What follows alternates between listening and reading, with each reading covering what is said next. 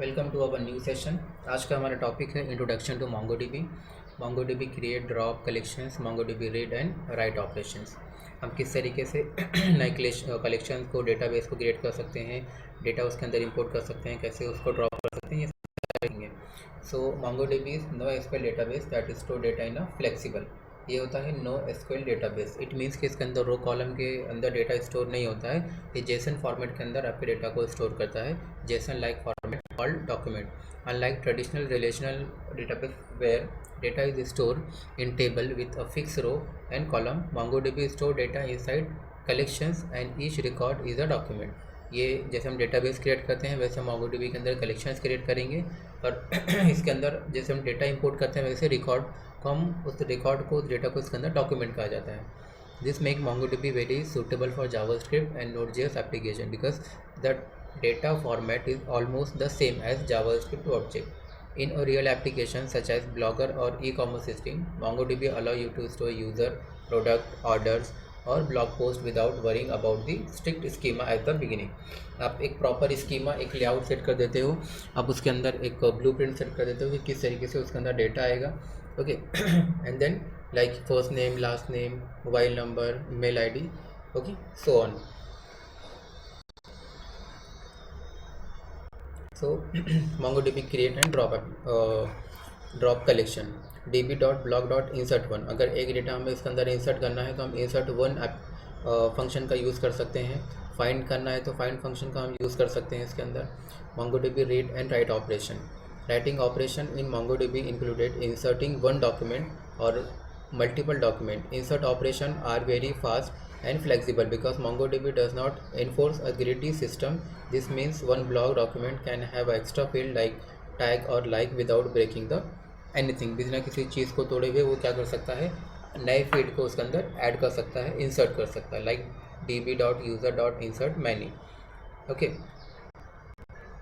dropping a collection is means permanently deleted along with all its document. This operation is dangerous and usually done during the development or testing, not in production. ये production के अंदर नहीं होता है, development और testing के अंदर हम क्या करते हैं, अगर कोई डेटाबेस हमें नहीं चाहिए तो हम उसको क्या कर सकते हैं, ड्रॉप कर सकते हैं with the help of drop method. MongoDB also allow you to update existing document। जो डेटा है, जो आपका एग्जिस्टिंग डेटा जो होता है, जो डॉक्यूमेंट है, आप उसको क्या कर सकते हो, अपडेट कर सकते हो।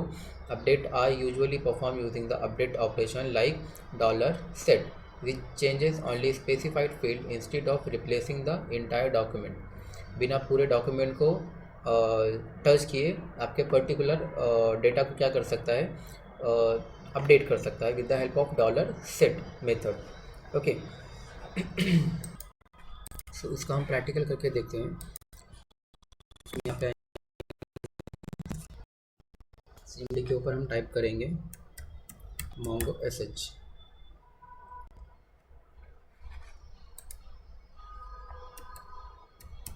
mongo sh।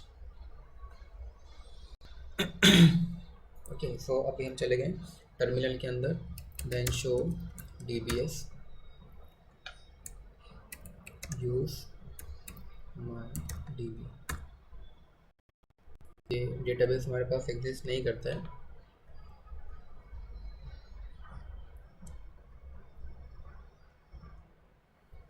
ओके, सो यहीं से हम क्या कर सकते हैं, फॉर एग्जांपल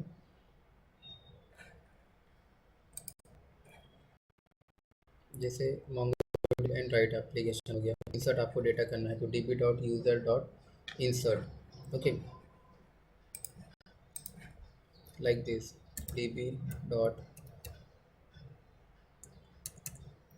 ये आपका कलेक्शन का नेम आ जाएगा, इंसर्ट मैनी नाम का हम एप्लीकेशन फंक्शन यूज़ करेंगे। उसके अंदर जितना डेटा हमें चाहिए, ओके, उतना डेटा हम क्या कर सकते हैं, उसके अंदर स्टोर करेंगे, वॉट एवर जो भी डेटा हमको चाहिए। ओके, इसको इंटर करेंगे, ये डेटा हमारा क्या हो जाएगा, डेटाबेस में जाके MongoDB के अंदर ये डेटा हमारा स्टोर हो जाएगा।